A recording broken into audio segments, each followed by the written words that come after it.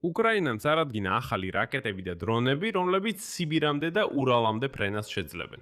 უკრაინის თავდაცვის სამინისტრომ დააკოდიფიცირა ახალი უპილოტო საავიაციო კომპლექსი Dove-40, რომელიც სიბირამდე და ურალამდე ფრენას შეძლებს. იმავე დღეს The Times-მა გაავრცელა ინფორმაცია, რომ უკრაინა უკვე ნახევარი წელია ბრიტანული რეაქტიული დრონებით რუსეთის ტერიტორიას უდევს. ამასთან ერთად არმიამ ოფიციალურად დაიწყო პირველი უკრაინული მართვადი ავიაბომბის შეძენა და გამოყენება, რომელიც ახლა ზუსტად ურტყამს სამიზნეებს და პარალელურად კიდევ დაახლოებით 10 მსგავსი ნიმუში მუშავდება. მაგრამ მეორე მხრივ სამწუხაროდ მედალს მეორე მხარეც აქვს.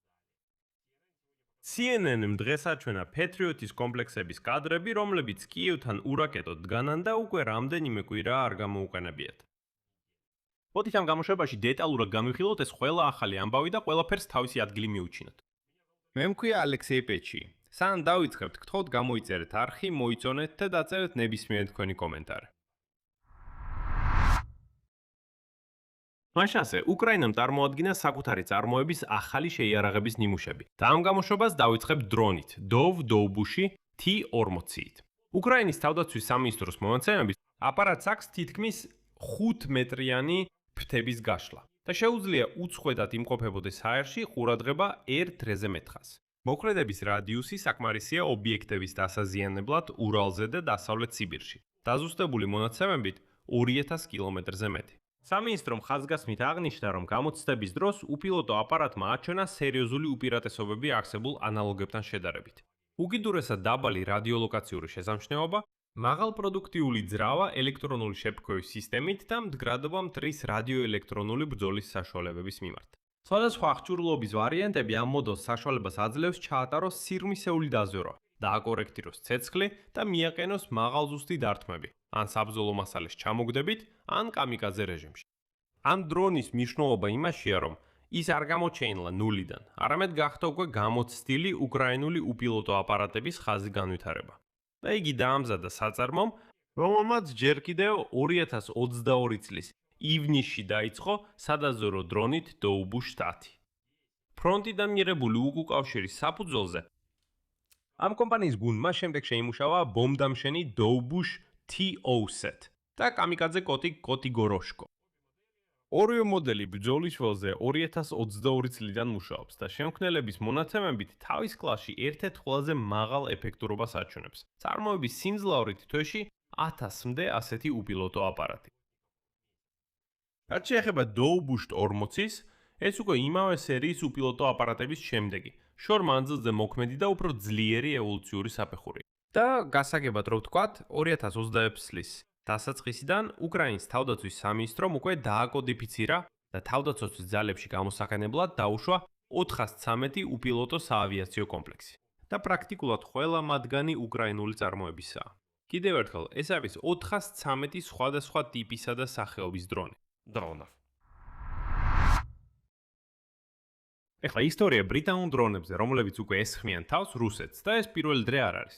The Times-ის მონაცემებით ბოლო ნახევარ წლის განმავლობაში უკრაინა რუსეთის წინააღმდეგ ღრმა დარტყმებში ერთდროულად 2 ბრიტანული კომპანიის უპილოტო აპარატებს იყენებს.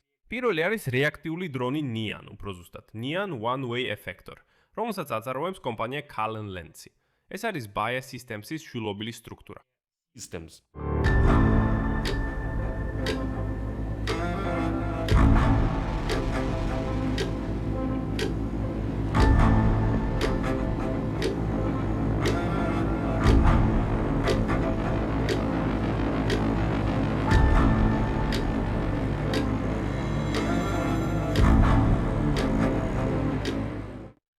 აპარატებს უშუალოდ დიდ ბრიტანეთში ათხოვენ ტექნიკური მახასიათებლებით შთამბეჭდავი. ციშორე 240 კილომეტრზე მეტია, ფრთების გაშლა თითქმის 3 მეტრია. მაქსიმალური აფრენის მასა 75 კილოგრამზე მეტია, საბრძოლო ნაწილი დაახლოებით 20 კილოგრამია. საშუალო სიჩქარე დაახლოებით 220 კმ/სთ-ში, ხოლო გაშვება პნევმატური კატაპულტით ხდება. ძრავი გაზის ტურბინაა. წარმოების მონაცემებით კომპანიამ უკვე დამოუშვა 1000-ზე მეტი ესეთი აპარატი და დრონი სრულად გამოცდილია საბრძოლო პირობებში ხმელეთზე, ხოლო ცოტა ხნის წინ წარმატებით გაიარა ტესტირება საზღვაო გარემოშიც. კერძოდ ის გაუშვეს ბრიტანეთის სამეფო ფლოტის ექსპერიმენტული ხომალდიდან წვრთნების ნეპტუნ რიჩის დროს. ბრიტანული დრონის მეორე ტიპის სახელწოდებას გამოცემა უსაფრთხოების მიზნით არ ასახელებს. ცნობილია მხოლოდ ის, რომ მისი მოქმედების რადიუსი 960 კილომეტრს აღემატება. კომპანია Bayer Systems-ში ოფიციალურად დაადასტურეს, რომ ბრიტანეთის თავდაცვის სამინისტროს რამდენიმე შესაძლებლობას სწორედ კიევის მხარდასაჭერად აწვდიან. ანუ იგულისხმება, რომ გადაცემა ბრიტანეთის თავდაცვის სამინისტროს, ხოლო ბრიტანეთის თავდაცვის სამინისტრო უკვე უკრაინას გადასცემს. ცნობილია, რომ ბრიტანული დრონები, მათ შორის ნიან, გამოიყენეს ბელგოროდის წინააღმდეგ, ასევე ნავთობგადამამუშავებელ და სამხედრო ობიექტებზე რუსეთის სიღრმეში. 31 ივლისის დარტყმის შემდეგ ვოლგოგრადის ქარხანამ ნავთობის გადამუშავება შეაჩერა და დიდი ალბათობით იქ სწორედ ბრიტანული დრონი გამოიყენეს. 6 აგვისტოს კი უპილოტოებმა ზიანი მიაყენეს რეზერვუარებს ნავთობგადამამუშავებელ ქარხანაში იაროსლავში. ეს დარტყმებიც ჩვენს წინა გამოშვებებში იყო ნახსენები ამ YouTube არხზე. და ბრიტანეთის თავდაცვის სამინისტროში მაღალი რანგის წყარო აცხადებს, რომ დიახ, მსგავსი დარტყმები ბრიტანული დრონებით რუსეთის წინააღმდეგ ნიშნავს, რომ ლონდონი აღარ ეშინია მოსკოვის რეაქციის კიევის ასეთი მხარდაჭერის გამო.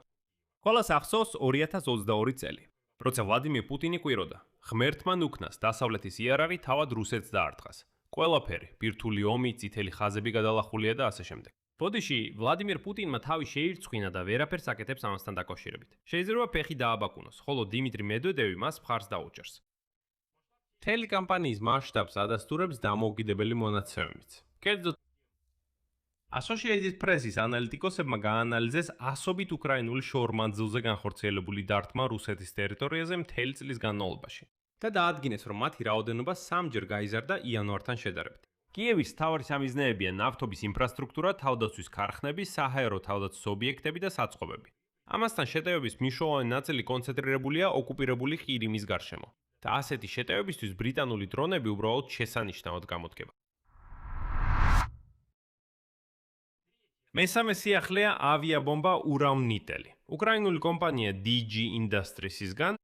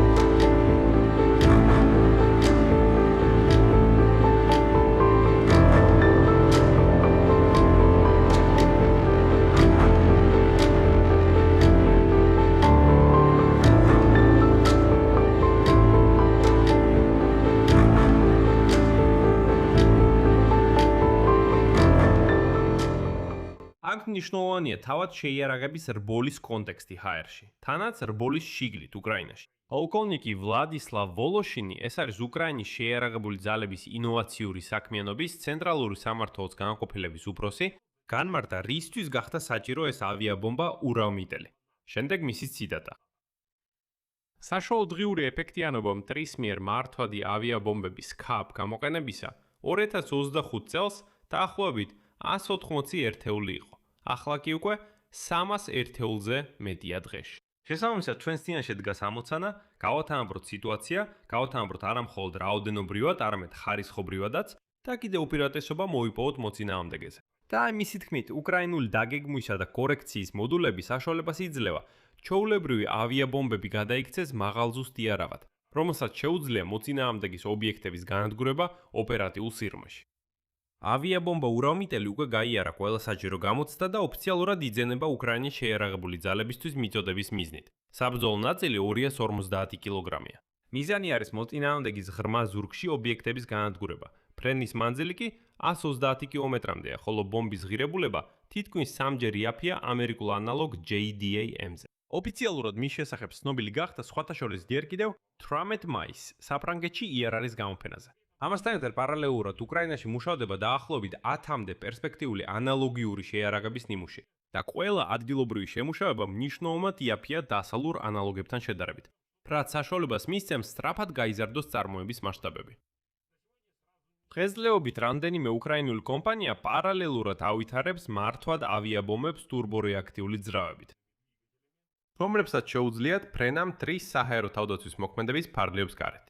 ამჟამად უკრაინაში მუშაობს 7 ასეთი მწარმოებელი, ხოლო რეაქტიული ძრავები საშუალებას იძლევა გაზარდოს ავიაბომბების გამოყენების მანძილი კიდევ 100-დან 200 კილომეტრამდე. მაგრამ სამწუხაროდ არის არასახარბიელო სიახლეებიც, რომლებიც ეხება უკრაინის საჰაერო და ანტისარაკეტო თავდაცვის სისტემას. ჯერ გთავაზობთ ნახოთ მოკლე ვიდეო, შემდეგ კი ერთად განვიხილოთ იგი. 7 სიმინდის ხანაში აბსოლუტური სასოწარკვეთის მომენტი. უკრაინას ეს ადრე არავის უჩვენებია. ამერიკული წარმოების Patriot-ის საჰაერო თავდაცვის გამშვები. მათი ჩამჭერი რაკეტები ერთადერთია, რაც შეუძლია ჩამოაგდოს რუსული ბალისტიკური რაკეტები, რომლებიც უკრაინაზე ცვივა. სოფლიოში მათი დიდი დეფიციტია, მაგრამ აქ ისინი უმოქმედოდ დგანან. არაფერს აკეთებენ, მაშინ როცა უკრაინაში თითქმის ყოველ ღამეს სიცოცხლეების გადარჩენა შეუძლიათ. ამ ვიდეოში CNN-ის არხმა აჩვენა უკრაინული Patriot-ის კომპლექსები, რომლებიც ამ დროისთვის სრულიად ცარიელია. სამხედროების თქმით დაანდგარები არსებობ. თუმცა მათი გამოყენება საჰაერო მიზნების გასაანადგურებლად ვერ შეუძლიათ საბრძოლო მასალის ნაკლებობის გამო, რის გამოც ეს სისტემები უბრალოდ მინდვრებში დგას კიევის ოლქში. ტელეკომპანიის ჟურნალისტებმა ნახეს 16 Patriot-ის გამშვები დაანდგარი, რომლებზეც ჩანს აქტიური გამოყენების კვალი. თუმცა სისტემის მთავარი ინჟინრის თქმით, არცებ დანადგარს გაშვება არ განუხორციელებია, უკვე დაახლოებით 10 კვირა. და ბოლოს მოვიყვან ციტატას უკრაინელი სამხედრო დმიტრისგან, რომელიც Patriot-ის სარდლობის პუნქტის ეკიპაჟის წევრია და რომელთანაც CNN-ის ჟურნალისტებმა ისაუბრეს. ციტატა. მართლა გეწვება გული, როცა ხედავ რომ ტექნიკა გაქვს, მაგრამ ვერც ერთ რაკეტას ვერ გადაიჭერ. ბალისტიკური რაკეტები თავზე გადაგფრინავენ, შენ კი ვერაფერს აკეთებ, თან ზურგს უკან მშვიდობიანი მოსახლეობა. ეს რთული აღწერო, ძლიერი და უსიამოვნო შეგრძნებებია. ეს გავს სიარულის სწავლას, მაგრამ არ გაქვს ამის შესაძლებლობა.